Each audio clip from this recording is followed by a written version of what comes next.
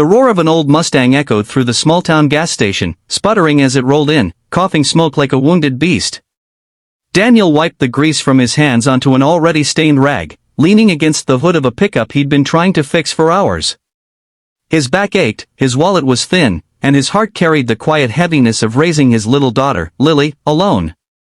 The driver's side door of the Mustang creaked open, and out stepped a woman in her early 30s.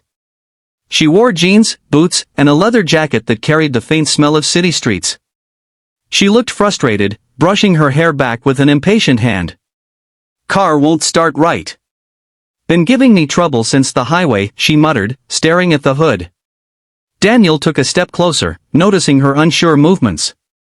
Most people in town knew how to handle a car, or at least knew someone who did. But this woman? She was clearly out of her element. "I can take a look," Daniel offered, his voice steady but gentle. She turned toward him, scanning the worn edges of his shirt, the smudges of oil on his face, the tired but kind eyes that spoke of a man who'd seen his share of storms. Something in her softened. "I'd appreciate that," she said simply. Daniel popped the hood and leaned over, his hands moving with practiced ease. His father had taught him engines when he was barely 12, and now, fixing cars was the one skill that kept food on the table, though barely enough. As he worked, Lily peeked out from the office, clutching a worn teddy bear. "Daddy, is that car broken too?" she asked innocently. The woman crouched down, smiling at the little girl. "Looks like it, sweetheart. But I think your dad's got magic hands." Daniel chuckled under his breath. "Not magic, just stubborn bolts and a lot of patience."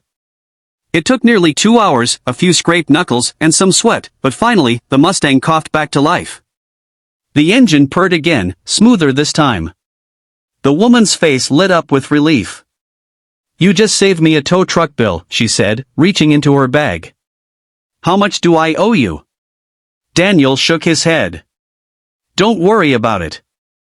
Just glad to help." She tilted her head. "You mean to tell me you fixed my car for free?" He hesitated, then shrugged. "It's what my dad would have done. Besides, you looked like you needed a break." What Daniel didn't know was that the woman, whose name was Rebecca, wasn't just passing through. She was the CEO of a global empire, a company so massive that her net worth was whispered in billions. Yet here, in this dusty little town, she was just a woman with a broken-down car, standing in front of a man who didn't ask for anything in return. Rebecca watched Daniel interact with Lily.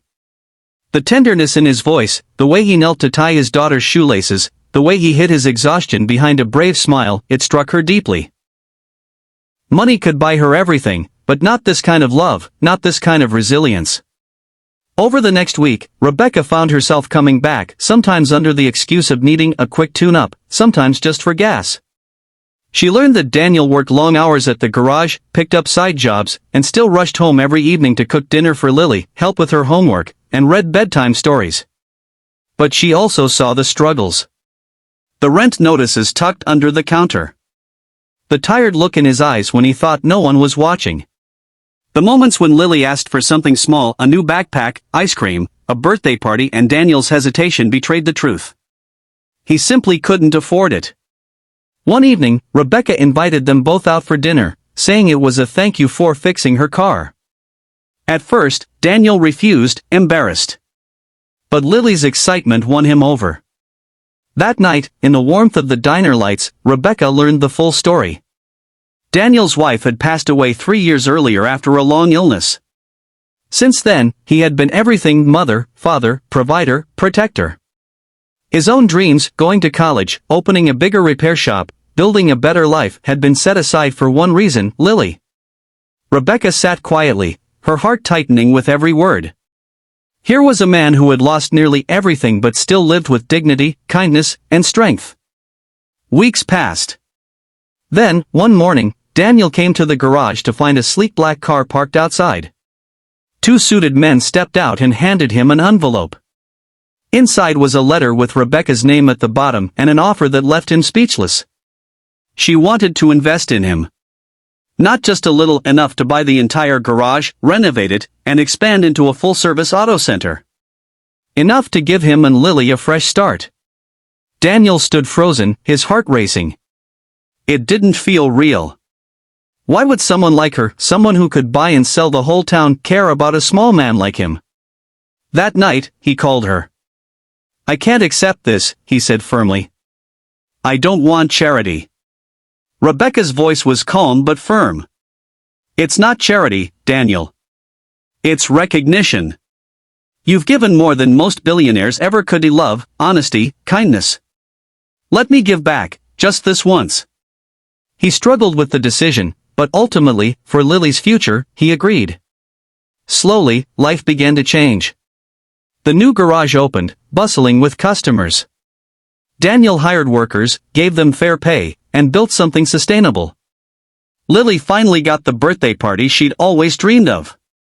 But more than money, what grew between Daniel and Rebecca was trust. She found in him the grounded reality she had been missing in her world of boardrooms and stock markets. He found in her someone who believed in him when he didn't believe in himself.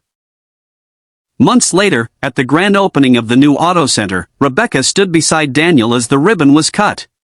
Cameras flashed, townspeople cheered, and Lily beamed with pride. Rebecca leaned over and whispered, "You didn't just fix my Mustang that day. You fixed something in me too." Daniel smiled, tears glistening in his eyes. "And you gave me hope when I thought it was gone."